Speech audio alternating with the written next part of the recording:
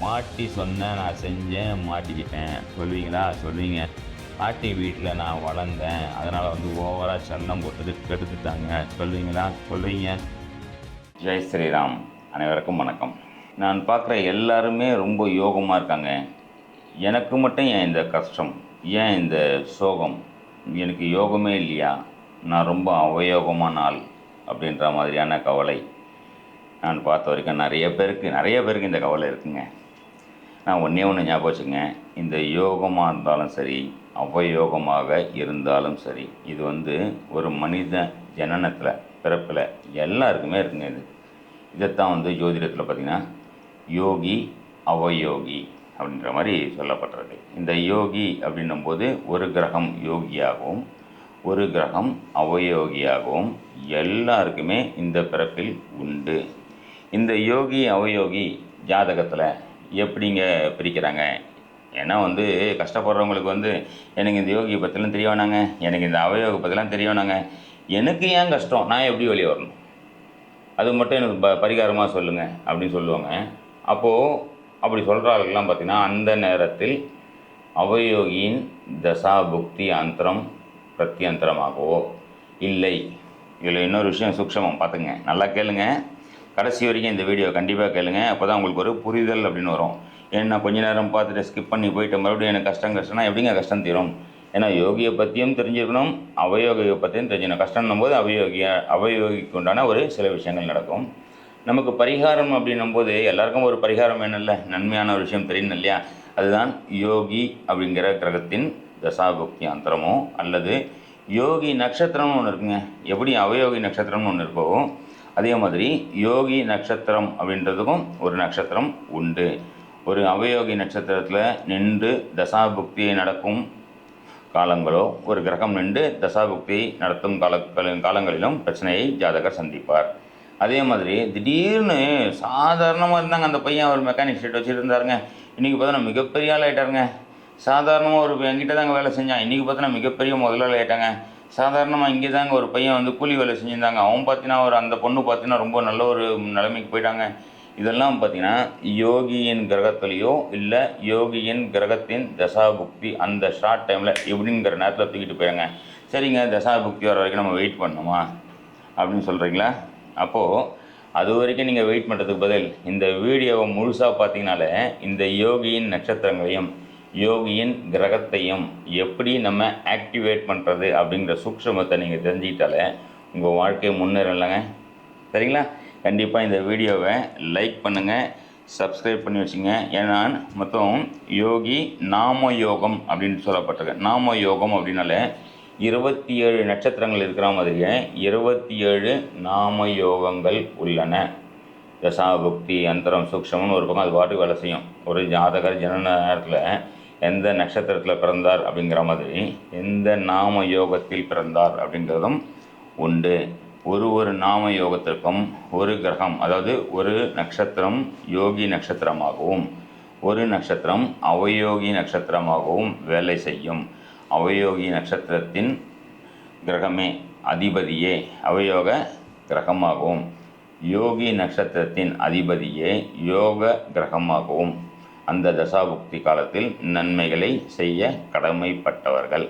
சரிங்களா? இது நல்லா புரிஞ்சுக்கிறங்க. கண்டிப்பாக வீடியோ முழுசாக பாருங்கள். இதுக்கு மேலே தான் உங்களுக்கு உண்டான ஒரு விஷயமாக வரப்போகுது. இந்த 27 நாமயோகங்கள் இருக்கு இல்லையா, ஒரு நாமயோகத்திற்கும் எந்த கிரகம் யோகி எந்த கிரகம் அவயோகின்னு நான் சொல்ல போகிறேன்.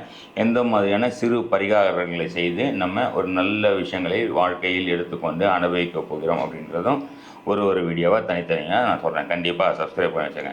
சரிங்களா? சுகர்மம் நாமயோகம்.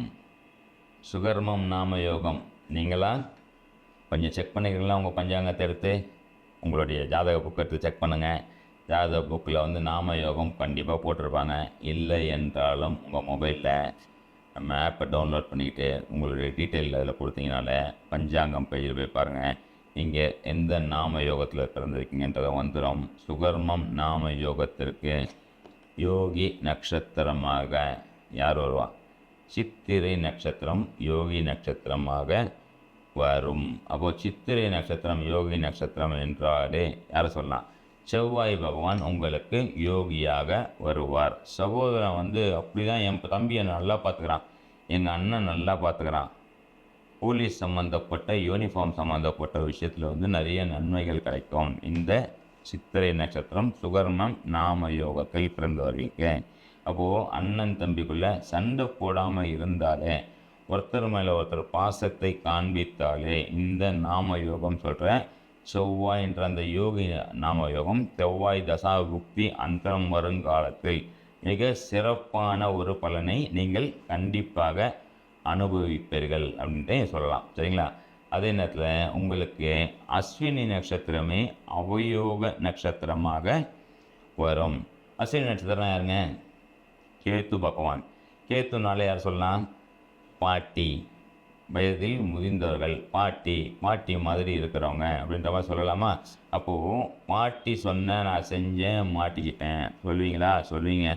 பாட்டி வீட்டில் நான் வளர்ந்தேன், அதனால் வந்து ஓவராக செல்லம் கொடுத்துட்டு கெடுத்துட்டாங்க சொல்லுவீங்களா? சொல்லுவீங்க கண்டிப்பாக. அப்போது பாட்டி வீட்டில் வளர கூடாதா, இல்லை பாட்டி செல்லத்தை பார்க்கக்கூடாதா? கண்டிப்பாக பார்க்கணும்.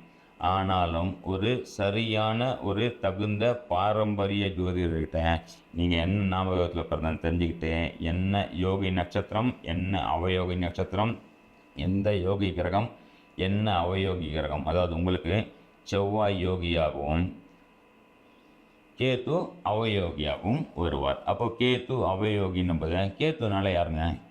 சரஸ்வதி பிறந்த நட்சத்திரம். கேத்துனால யாருங்க? சித்தர்களின் ஜீவ சமாதிங்க கேத்து. அப்போது இப்போ தான் அவர் என்ன பண்ணுவார்? சித்தரோட ஜீவ சமாதிக்கு போயிட்டு போக சொன்னாங்க, நான் அங்கேயே போய் படுத்து தூங்க போகிறேன்னு சொல்லிட்டு அங்கேயே ட்ராவல் பண்ணணும் போகிறது, வாழ்க்கை ஃபுல்லாக அங்கேயே போகிறது, அதுக்கப்புறம் இங்கே இந்த வேலை பார்க்குறது சரியாக நடக்குமாங்க? நடக்காதுங்க. சித்தர்களுடைய ஜீவ சமாதி போகிறது நல்லது. நீங்கள் என்ன பண்ண தெரியுமா? சித்தர்களின் ஜீவ சமாதி போயிட்டு அங்கே க்ளீன் பண்ணி அசுத்தம் செய்கிறவங்க 1000 பேர் இருப்பாங்க, அது நமக்கு தேவையில்ல. அங்கே இருக்க அசுத்தங்களை க்ளீன் பண்ணி அங்கே இருக்கிற சாது சந்நியாசிகளுக்கு, சித்தரை போல் வாழும் சாது சந்நியாசிகளுக்கு உணவு, உடுக்க உடை, அவங்களுக்கு நிறைய உதவி பண்ணுறது, கம்பளி பெட்ஷீட் வாங்கி கொடுக்குறது அப்படிங்கிற விஷயத்தையோ நீங்கள் பண்ணுங்கள். அதே மாதிரி அஸ்வினி நட்சத்திரம் கேத்து அப்படின்னும்போது குதிரைன்னு சொல்லப்பட்டிருக்கா.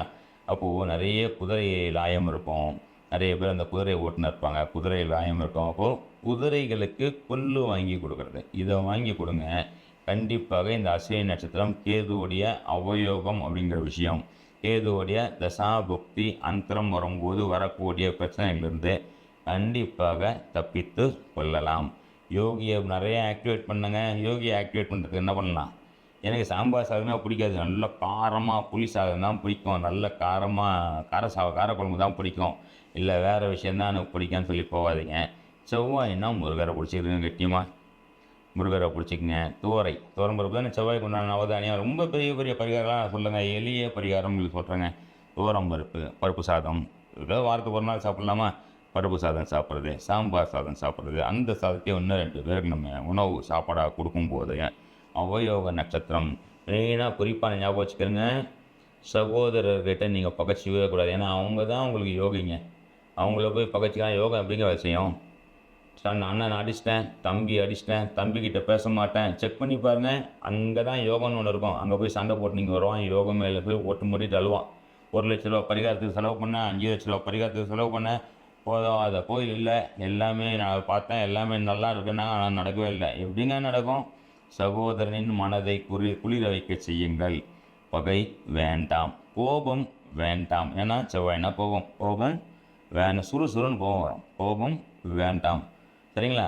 இதை மேலும் தெரிஞ்சுக்கணுன்னா நம்மளுடைய அஸ்ட்ரோ நிவர்த்தியில் பார்த்தீங்கன்னா பேசிக் கிளாஸ், அட்வான்ஸ் கிளாஸ்னு நடந்துகிட்ருக்கு. இது எல்லாம் வந்து மாதம் ஒரு முறை 2 மணி நேரம், வருகிற 6ஆம் தேதி 2 மணி நேரம் நவதாரா வகுப்பு அப்படின்ற 2 மணி நேரம் ரொம்ப எளிமையான ஒரு கட்டணத்தில் வகுப்பு இருக்குது. இதில் கலந்துக்கிட்டு வாழ்க்கையில் நன்மைகளை பெறுங்கள். சரிங்களா? நன்றி. பார்த்தீங்களா நண்பர்களே, நீங்கள் பார்த்த இந்த நாம யோகத்திற்கு உண்டான ஒரு நன்மை தீமை, அதாவது யோக நட்சத்திரம், அவயோக நட்சத்திரம், அந்த நட்சத்திரத்துக்கு உண்டான யோகி கிரகம், அவயோகி கிரகங்களுக்கு உண்டான விஷயத்தையும் நம்ம பார்த்தோம் இல்லைங்களா? இதை நம்ம ரெகுலராக நம்மளுடைய வகுப்பில் உள்ள மாணவர்களுக்கு இப்போது ஜோதிடர்களை போய் பார்த்துட்டு ஒரு விஷயத்தை தெரிஞ்சுக்கிறதுன்னு ஒன்று, நாமளே ஜோதிடர் அடுத்தவங்களுக்கு பார்க்குறோமோ இல்லையாங்க, நம்ம வாழ்க்கையை நாமளே வந்து எந்த நேரம் நல்லது கெட்டது அப்படிங்கிற விஷயத்தையும் நம்ம நல்லா தெரிஞ்சுக்கலாம் இல்லையா? முடிந்த போது, நேரம் இருக்கும்போது, பொருளாதார வசதியும் அதுக்கேற்ற மாதிரி இருக்கும்போது, நம்மளுடைய அஸ்ட்ரோ நிவர்த்தி இதில் வந்து நம்ம காலையில் வந்து வகுப்பு எடுத்துகிட்ருக்கோம் ரெகுலராக. நிறைய வகுப்பு பேசிக், அட்வான்ஸ், மாஸ்டர் கிளாஸ்னு எடுத்துகிட்ருக்கோம். இது இல்லாமல் மாதத்துக்கு ஒரு வாட்டி வந்து 2 மணி நேரம் நவதாரா வகுப்பு அப்படின்ற மாதிரியும் எடுத்துகிட்ருக்கோம். ஏதாவது தினப்பலன் அப்படின்ற மாதிரி இருக்கும். நிறைய விஷயங்கள். நான் ஏன் பிறந்தேன்னு ஒரு கேள்வி இருக்கலாம். இதுக்கு உண்டான பதில் நீங்கள் 2 மணி நேரத்துலேயே ரொம்ப கம்மியான காசுலையும் ப்ளஸ் ஒரு சப்ஸ்கிரிப்ஷனையும் சேர்த்து நம்ம இலவசமாக கொடுத்துட்ருக்கோம். சரிங்களா? பட் காசுக்கு ஃபீஸ் கண்டிப்பாக உண்டு. சரிங்களா? இது வாய்ப்பு வசதிகள் இருக்கும்போது நீங்கள் கண்டிப்பாக சேருங்க. இந்த வீடியோவை முழுமையாக பாருங்கள். உங்களுடைய நண்பர்களுக்கு கண்டிப்பாக ஷேர் பண்ணுங்கள். ஷேர் பண்ணிக்கிட்டு ஜோதிட அறிவை, நம்மளுடைய பாரம்பரிய ஜோதிட அறிவை முழுமையாக பயன்படுத்திக்கிட்டு வாழ்க்கையில் எந்த அளவுக்கு ஒரு சிறப்பான நம்ம வாழ்க்கையை அமைச்சிக்கலாம் அப்படிங்கிறதுக்காக எனக்கு தெரிஞ்ச எனக்கு இறையருளால் ஒரு குருவர்களால் கிடைத்த ஒரு பொக்கிஷத்தை, ஒரு ஞானத்தை உங்கள்கிட்டலாம் ஷேர் பண்ணிக்கலான்றதுக்காக இந்த விஷயத்தை உங்கள்கிட்ட கொடுத்துறேன். சரிங்களா நண்பர்களே? நன்றி, வணக்கம், ஜெய் ஸ்ரீராம்.